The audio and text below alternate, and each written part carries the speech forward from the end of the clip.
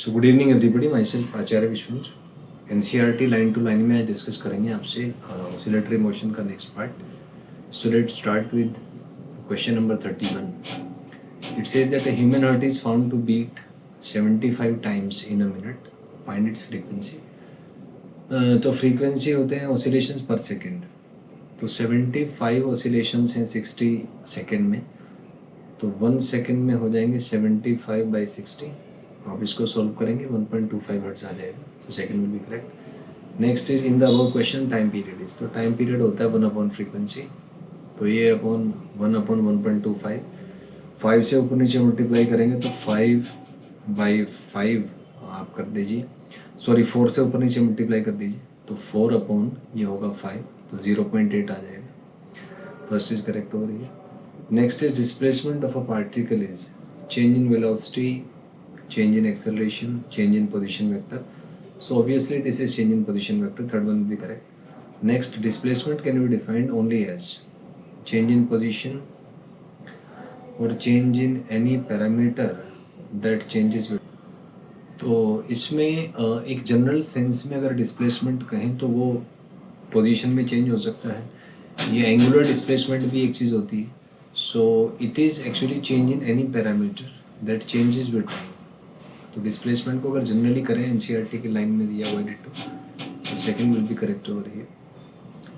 Next is the function f t is equal to a cos omega t is obviously trigonometry का तो periodic होगा and it is also oscillatory, क्योंकि ये -a से a के बीच में होगा। So third is correct over here. Next is time period of the function a cos omega t, तो टाइम पीरियड होता है इसमें 2π/ओमेगा, तो फर्स्ट करेक्ट हो जाएगा। Next is consider the functions this and this and y3 is equal to this, then all these functions are periodic and oscillatory, correct statement है। Time period of all functions is same, yes, क्योंकि time period हर एक का 2π/ओमेगा, तो ये भी correct है। एंड टाइम पीरियड इज 2π/ओमेगा, सो ऑल इसमें आ जाएगा। Next is this function can be written as d sin omega t plus phi here। तो d का वैल्यू √a² + b² होता है, सही है। phi is tan inverse b/, ये भी सही है, तो दोनों आ जाएंगे इसमें, third will be correct over here.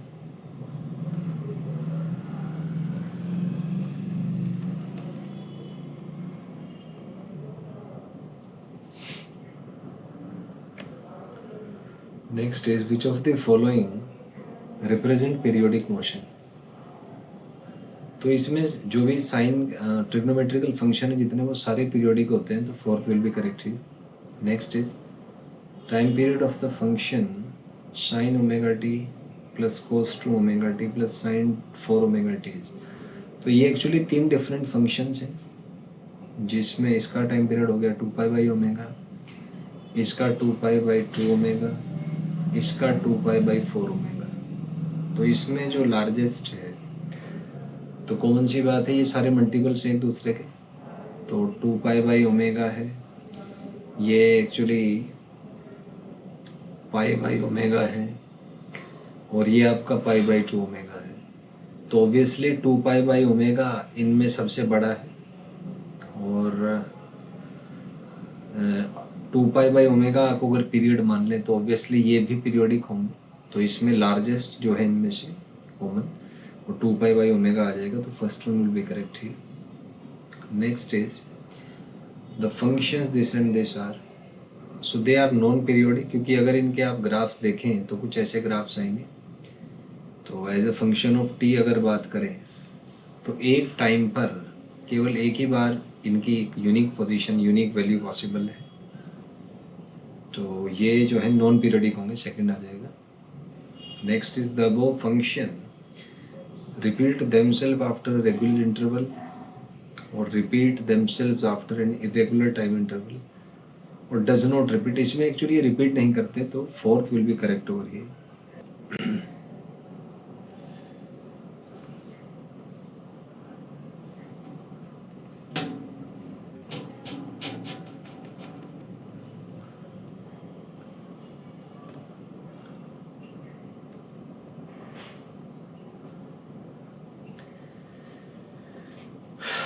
Next is, तो इसमें नन आपका करेक्ट आ जाएगा। Next is position of a particle is x is equals to a cos omega t plus five.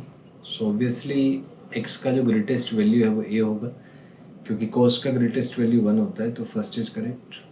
Next is angular frequency is omega, obviously here angular frequency is omega, सही है, second is correct. Next is face is omega t plus five. तो sign और कोस के अंदर जो angle होता है उसको फेस कहते हैं, तो इसमें 4 हो जाएगा, सारे करेक्ट हैं।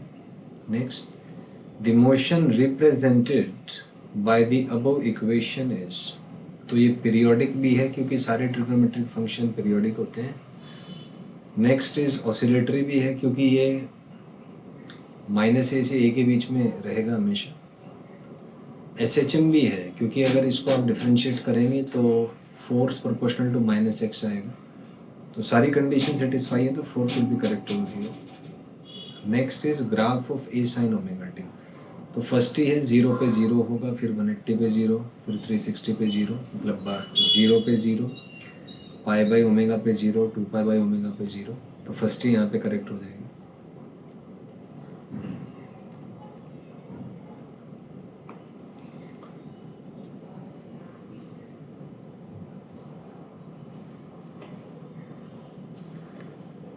Next is graph of the function x is equal to a cos omega t। तो कोस का ग्राफ सेकंड वाला होगा, 0 पे मैक्सिमम, फिर 0, तो second is correct. Next is dimensional formula of amplitude. तो एम्पलीट्यूड यहाँ पे डिस्प्लेसमेंट को रिप्रेजेंट करता है, तो इसका डायमेंशन फॉर्मूला फर्स्ट आ जाएगा। Next is SI unit of amplitude. तो SI यूनिट एम्पलीट्यूड से मतलब डिस्टेंस से है, तो मीटर होता है। Next in the equation phi is called, phi is the phase constant, तो फर्स्ट इसमें करेक्ट होगा। वैसे इसको फेस कांस्टेंट और फेस एंगल दोनों ही दिया हुआ है NCERT में, so third is correct over here. Next is in the above question